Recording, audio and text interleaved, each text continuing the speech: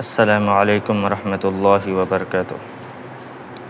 الحمد للہ رب العالمین والصلاة والسلام علی سید الانبیاء والمرسلین وعلی آلہ واصحابہ اجمعین ومن تبعہم بإحسان الی یوم الدین، اما بعد فاعوذ باللہ من الشیطان الرجیم، بسم اللہ الرحمن الرحیم۔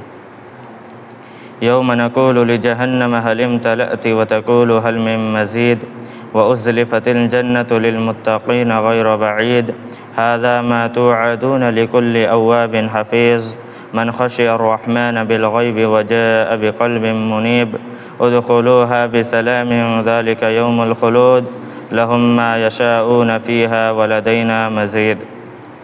معزز سامعین اکرام، آج کا میرا عنوان ہے جہنم کے ہولناکے۔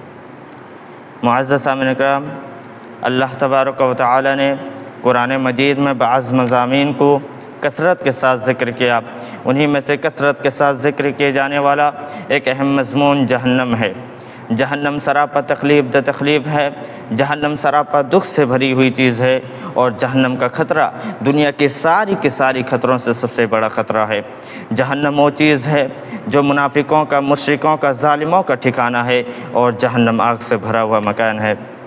معزز سامعین اکرام، یہ وہ جہنم ہے جس کے تعلق سے، جس کی اہمیت کا اندازہ اس سے لگائیں کہ دنیا اپنی ساری لذتوں کے ساتھ آ جائے، مگر جب اس کے سامنے جہنم کا تذکرہ کیا جائے تو ساری لذتیں ختم ہو جاتی ہیں۔ چنانچہ اللہ کے نبی صلی اللہ علیہ وسلم ارشاد فرماتے ہیں، کل قیامت کے دن اللہ تبارک و تعالی انسانی تاریخ کا وہ آدمی جس سے کبھی کوئی تکلیف نہیں پہنچی ہوگی، عیش و آرام میں اس کی زندگی گزری ہوگی، ایسے انسان کو اللہ تعالیٰ لائے گا اور جہنم میں گوتا لگائے گا، اور پھر اللہ تعالیٰ اس شخص سے پوچھے گا کہ تم نے دنیا میں کتنے عیش و آرام کی زندگی گزاری؟ وہ کہے گا میں نے تو دنیا میں کوئی عیش و آرام کی زندگی نہیں گزاری۔ اللہ اکبر! اندازہ لگائیے، وہ آدمی جو انسانی تاریخ کا سب سے پہلا شخص ہے، جس سے کبھی کوئی تکلیف نہیں پہنچی ہوگی، عیش و آرام میں اس کی زندگی گزری ہوگی، ایسا انسان فوراً اس دنیا کی ساری لذتوں کو بھول جائے گا۔ معزز سامعین اکرام، جہنم کی آگ وہ آگ ہے جو اس دنیاوی آگ سے 69 درجہ بڑھ کر ہے۔ آج اس دنیاوی آگ سے ہم سبھی پریشان ہیں۔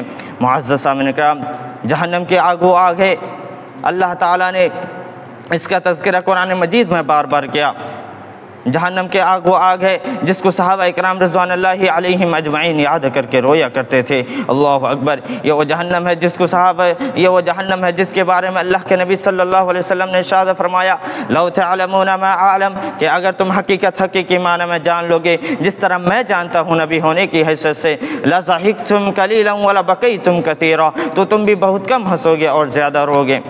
اللہ کے نبی صلی اللہ علیہ وسلم نے ارشاد فرمایا، اگر تم جہنم کی حقیقت کو جان لو گے تو تم اپنی بیویوں کو چھوڑ دو گے، تم اپنی لذتوں کو چھوڑ دو گے، تم اپنے آرام و راحت کو چھوڑ دو گے، اور جنگل و بیابان کا رخ کرو گے، تاکہ وہاں پر ساری دنیا کے جھنجھٹوں سے کنارہ کشی اختیار کرتے ہوئے زندگی گزارو گے، تاکہ تم جہنم کے آگ سے بچ جاؤ۔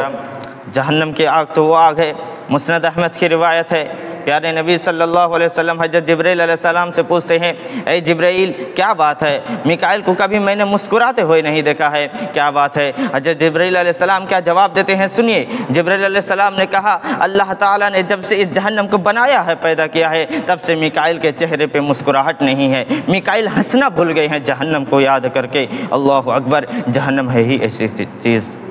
جہنم کی گہرائی کا اندازہ اس سے لگائیے، پیارے نبی صلی اللہ علیہ وسلم صحابہ اکرام رضوان اللہ علیہم اجمعین کے ساتھ بیٹھے ہوئے تھے، اتنے میں ایک زوردار دھماکے کی آواز آتی ہے۔ پیارے نبی صلی اللہ علیہ وسلم نے کہا، اے میرے صحابہ، کیا تمہیں معلوم ہے یہ کون سی آواز ہے؟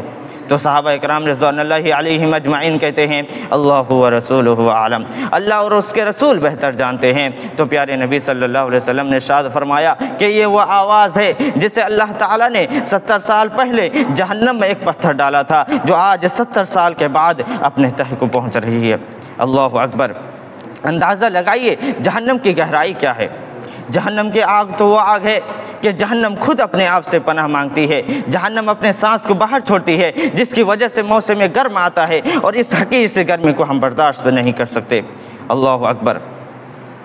جہنم کے بارے میں اللہ کے نبی صلی اللہ علیہ وسلم نے ارشاد فرمایا، جبرائیل علیہ السلام نے قسم کھا کر بتائی، کہا کہ اگر اللہ تعالیٰ سوئی کے کانٹے کے برابر اس جہنم میں سوراخ کر دے، اللہ کی قسم یہ ساری دنیا اس کی شدت اور گرمی کی وجہ سے جل کر راکھ ہو جائے گی۔